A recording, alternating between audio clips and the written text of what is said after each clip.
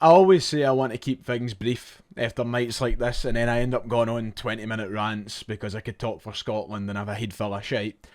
But I actually do want to keep things brief tonight because honestly, I'm just numb. I'm sad more than anything about the state of this football club when it comes to European football. I've been a season ticket holder for coming up 10, 11 years. And even beyond that, before I was a season ticket holder, all I know is failure in Europe. And I know that's the soundbite that Rangers fans love to hear, but it's the sad reality of being a Celtic supporter. And going into tonight, there was a very evident case to say that Celtic would have got battered. You know, we know that this Celtic team is poor. We know this season has been tragic.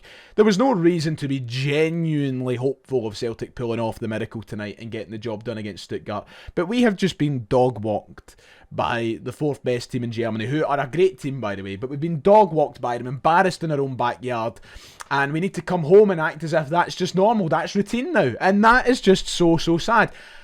I feel like the Rangers fan outside Ibrox on Administration Day. Upset, you know, just that soundbite, just that clip of him outside Ibrox. That's me in a nutshell, watching the goals flood past their fat goalkeeper. You know, it's embarrassing. And I've not listened to the full post-match press conference from Martin O'Neill yet. I've not listened to it in its entirety, but I've seen the quotes. I've heard my mates talking about it. You know, the usual excuses of, the financial gap in Europe and yada, yada, yada. I'm so fed up with that being the case. Listen, the financial gap wouldn't be as bad if we had a Celtic board who were actually willing to spend money on its squad. But no, what do we get instead? We get loan duds and we get fucking cheap pish on deadline day. That's what we get. So we can't bang on about financial gaps when we don't even spend a penny. And I'm fed up of banging the drum about the same old clubs that do well in Europe when we don't. I'm fed up of using Bodo Glimt as an example. It was the same a couple of years ago when it was Bruges. It was the same 5 years ago when it was Ajax. I get fucking sick and tired of hearing us, including myself, having to go, look at Ajax, look at Bodo. But the proof is in the pudding. Bodo Glimt, a team from a town of about fucking 10,000 people, scalped top of the league Inter Milan last night 3-1. They haven't spent billions, and yet they're proving that it's possible. With a bit of ambition, with a good coach, and with a bit of fucking know-how at their football club, they can do something. They can do something special, and they can reward their fans. If Celtic had any fucking morals about them, if they had any dignity in that boardroom, they would refund all of us for the absolute shite that we've had to endure tonight. 35 quid, 45 quid for general sale tickets, and they wonder why the stadium was lying half empty in the upper tiers. Because that's the pish that you're served up. So I know that I don't please everybody when I come on as negative after nights like this, but I'm sick and tired of it. I'm sick and tired of watching my football club fail time and time again, year in, year out, and it just becoming the routine. And for everybody tonight who takes it as a positive and goes, oh well, we can focus on the league now. What sort of good does that performance do for us in chasing a league title? I've left the stadium tonight thinking that our hopes of winning a league title are even worse off than what they were before the game. I think admittedly Celtic have a very fucking adequate chance at best of winning the league this year. After tonight, I don't think we can do it at all. Because it looks as though anybody that has a half-decent fucking squad could rock up to Celtic Park and give us a game at the minute. I felt miserable, like every other Celtic fan in that stadium for the majority of the second half. Just misery round the ground. I think Chris Sutton put up a brilliant tweet along the lines of, I don't remember seeing such a sad atmosphere and environment at Celtic, especially on a European night. And it's bang on the money. It's miserable. It's unequivocally miserable. I've never seen a football ground around Europe at such a major level, a big club, teams that host 60, 50, 40,000 people in such a chaotic and miserable state as what I've seen Celtic right now. And it's just saddening. It's saddening. We're a complete state from top to bottom. And I was hoping that we could maybe give our fans and ourselves something to shout about. And we're out of the competition already after one leg. 4-1. What chance have you got? Say what you like about how bad this Celtic team is or how good Stuttgart are. It's just sad. I'm deflated. I feel done. So, as I said, I don't want to drag this match reaction out. I learned 3 things from tonight.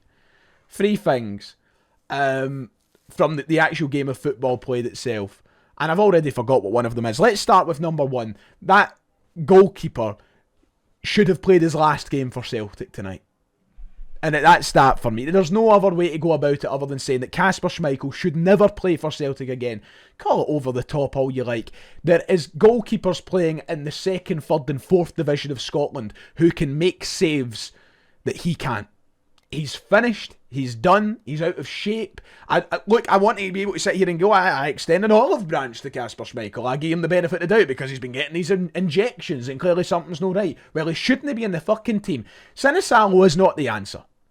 Not at this stage of his career, but at least he's in shape, at least he looks after himself, and at least he probably makes basic saves that Sunday league keepers can make, that Kasper Schmeichel can, and it's getting toxic. The guy was getting booed off the park tonight. I wasn't booing him personally. I'm not going to fault people for booing him though, because he single-handedly will cost Celtic any chance of silverware this season. Single-handedly. I mean, we're bad all round, but you need a goalkeeper who can make primary 7 type saves.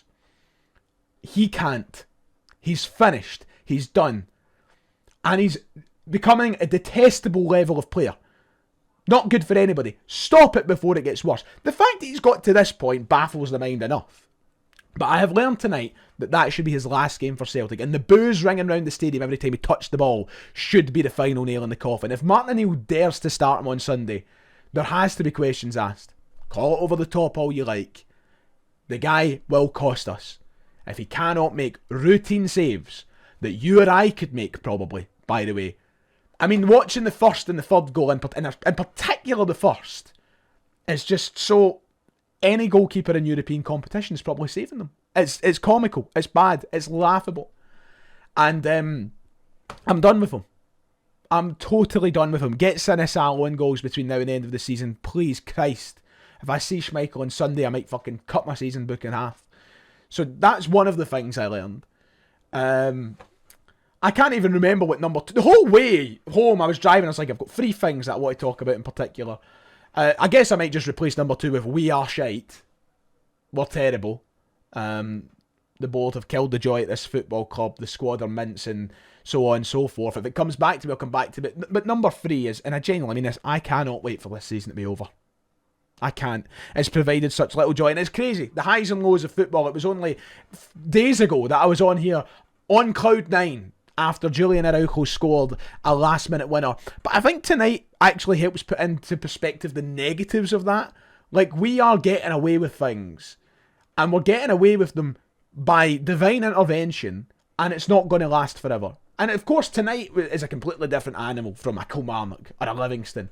But the fact that we are having to scrape past Livingston, the fact that we are having to scrape past Kilmarnock, and then we're getting battered off of Stuttgart, I think just shows you how poor we are. I can't wait for this season to be done. I can't wait for the team to be ripped up and to rebuild and to just go into next season and pretend this didn't happen. And I mean that even if we win the league.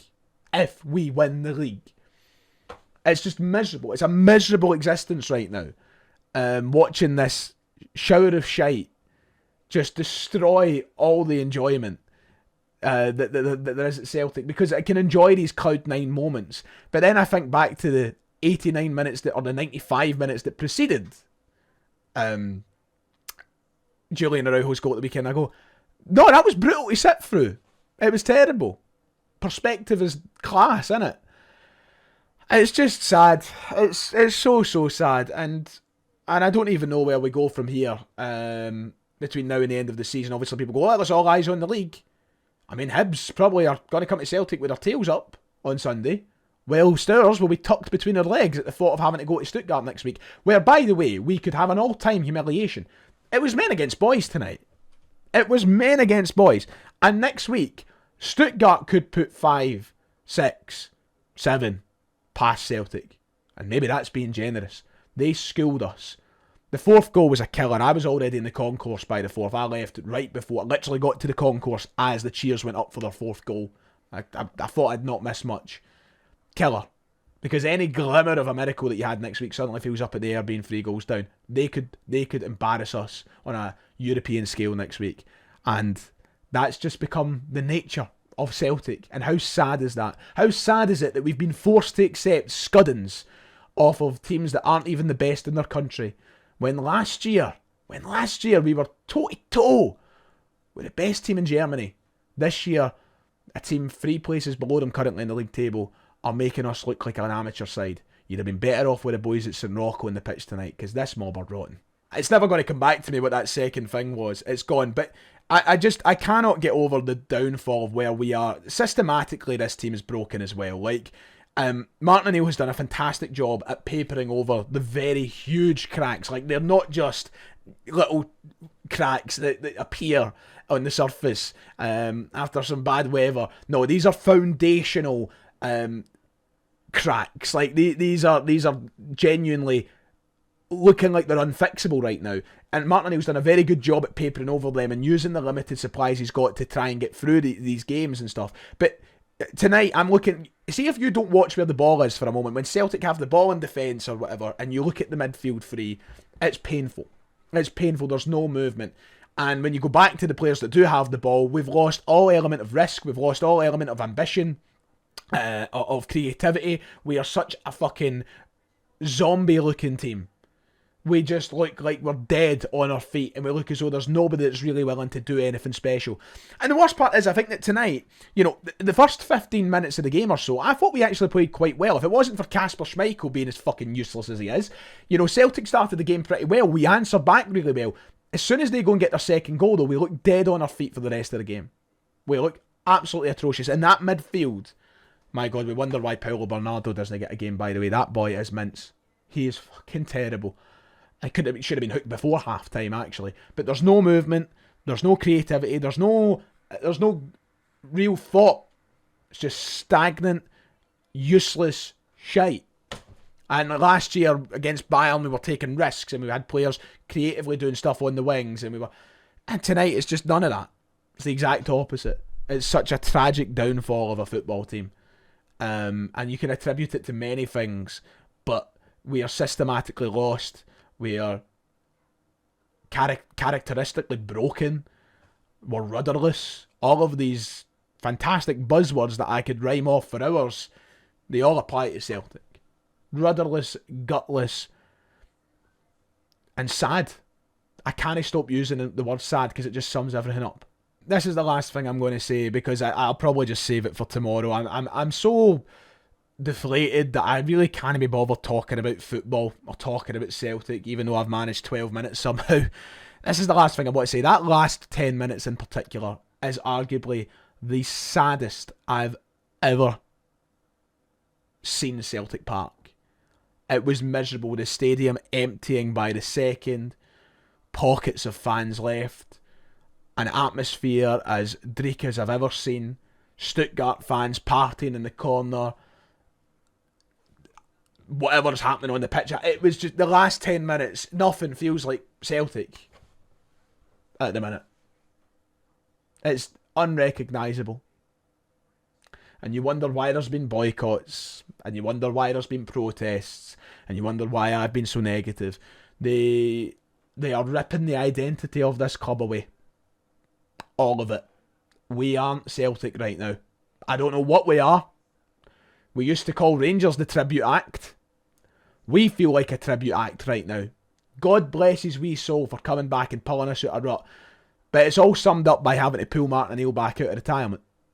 We are clinging on to whatever's left, refusing to evolve, refusing to catch up with the times, and we will forever be the Jurassic age of football. As long as the people at the top of our club are still here. They do not care. They've shown they don't care, and people will sympathise with them tonight because a few tennis balls were thrown on the park. They hate all of us. And this is what we get back in thanks for it. 4-1 scalpings for the price of £45. I don't know what this football club's turned into, but it's not the Celtic that I know my dad grew up with. It's not the Celtic that your dads grew up with. It's not the Celtic people that were lucky enough to be conscious to enjoy in the early 2000s grew up with. It's not even the Celtic that I saw under Ange Postecoglou, under Brendan Rodgers, under Neil Lennon in the early 2010s. None of this is Celtic. This is sad. And somebody needs to put it out of its misery. I cannot wait for this season to end. It's just been a humiliation from top to bottom, and we have a few weeks now to try and save that. And it'll still go down as one of the worst in memory. But we have a week where we visit Ibrox twice. And if we turn up the way we turned up tonight, there's going to be some parties in the south side. And we're going to be the laughing stock of Scottish football. So, something needs to perk up soon. And if not, strap yourselves in for a rough few weeks, boys. There we go. That's me. Done. So much more that we should probably touch on. So much more we should probably unravel. As I said, I've not got it in me tonight. This is it. This is as raw as you're getting it. This is my direct feelings after the game. If you don't like it, cool. But I cannot put on smiles and fucking kid on everything's alright. Oh, it's Stuttgart. Oh, we're obviously going to get pumped. I don't want Celtic to be that club. I don't. Big shout out to Declan, by the way, for some great conversation during the game. What a lad. We'll bring up some of the points we discussed in tomorrow's video. Until then, take care of yourselves. Hopefully it's not as bad at the weekend.